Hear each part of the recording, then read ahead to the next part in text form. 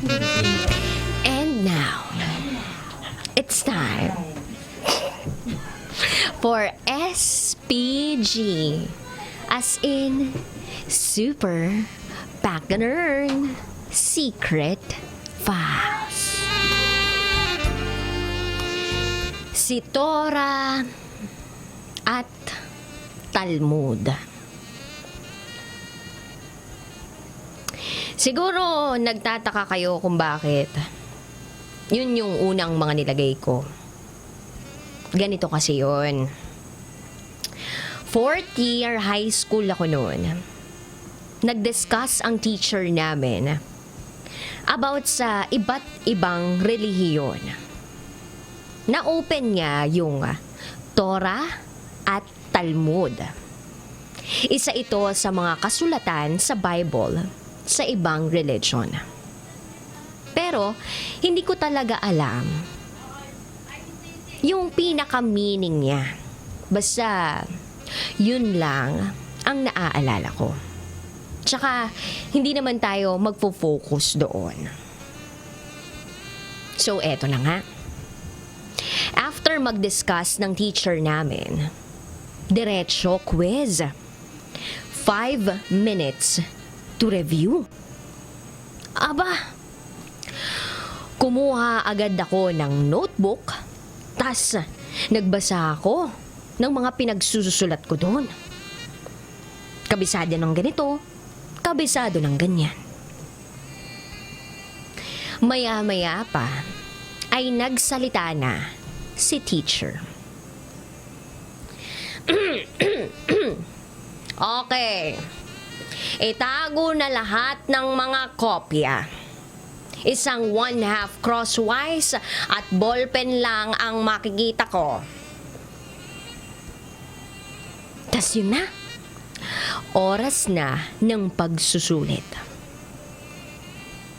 Habang nag-e-exam, medyo kalmado lang ako. Kasi, ang dadali lang ng mga tanong ng teacher namin. Isa ron sa tanong niya ay yung sagot, Torah at Talmud. Yan na. Tapos na kaming mag-quiz. Maya-maya pa, sumigaw na si teacher ng, okay, exchange paper. Harap-likod ang pag-exchange, okay? Eh di kami naman, nag-exchange na. Tas syempre, kapag nakahawak ka ng papel ng kaibigan mo, actually kaibigan ko kasi yung kapalitan ko, o kahit sinong classmate ko, iko-kumpara mo yung sagot mo sa sagot niya kung parehas ba kayo o magkaiba. So, eto na nga mga besh. Inisa-isa ko yung mga sagot niya. At pagtingin ko sa isa sa mga sagot niya, nasyak ako. Isa sa sagot niya, ay by the way, itago na lang natin siya sa pangalang Grace. Isa sa mga sagot niya doon sa quiz namin ay Torah at Talmud. Potek, caps lock para intense. Yung tipong gusto kong humalakhak ng malakas dahil sa nabasa ko. Kaso, hindi pwede kasi medyo stricto yung teacher namin. Kaya pigil na pigil muna ako. Tapos, pinabasa ko sa isa kong kaibigan. Itago natin siya sa pangalang Angel. As usual, nung nabasa niya, nagpipigil din siya ng tawa. Sobrang laugh trip. Yung gusto mong sumigaw, kasi hindi mo kinaya yung sagot. Nagkulang ng letter L yung Torah at Talmud niya. Grabe. Kinailangan ko talagang pigilan yung tawa ko. Iniisip ko na lang na baka nagkamali lang si Grace ng sulat. Pero sa dami-rami ng pagkakamali, ayun pa talaga yung mali niya. So, after na mag-check, kinausap ni Angel si Grace. Sabi ni Angel kay Grace, "Hoy, ano ka ba? Bakit ganun yung sagot mo?" Napakunot noo si Grace. At nagsalitang, "Ang alin?" Sumagot naman si Angel ng, "Yung Torah at Talmud." At sumagot naman si Grace ng, "Oh, bakit? Mali ba yun?" Sumagot naman si Angel ng, "O anong bakit? Hindi mo ba alam kung anong ibig sabihin ng Talmud?" At si Grace naman, napatanong, "Ha? Hindi." Di ako at si Angel nagtawanan na naman.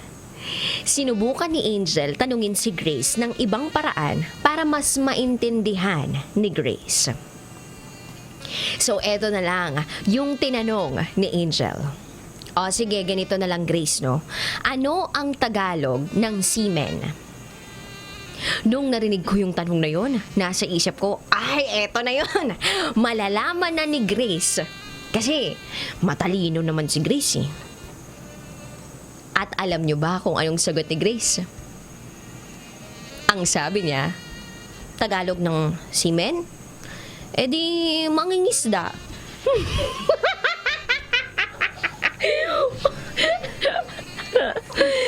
Di ako at si Angel ay nagtitigan, sabay tawa. Woohoo! Mangiyak-iyak na lang ako sa sakit ng tiyan at pangako.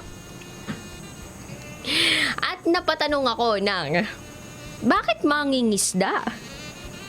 At sumagot si Grace ng, "Diba, semen, si, tapos men, mangingisda. Oh, ano ba?" Tawa na naman kami ni Angel. At sabi naman ni Angel, "Nako Grace, matalino ka nga. Ignorante ka naman. Hindi mo ba talaga alam yun?" At dun na sumagot si Grace ng, "Hindi nga eh." Tapos yung mukha niya parang nauupi na sa amin kasi nga hindi niya maintindihan yung pinagtatawanan namin. So eto na si Angel. Pinapaliwanag niya na lahat kay Grace. Yung semen kasi bla bla bla bla bla bla bla. Tapos, doon lang natauhan si Grace na yun pala yung meaning nun. Natawa na lang din siya sa sagot ni Grace na ganun.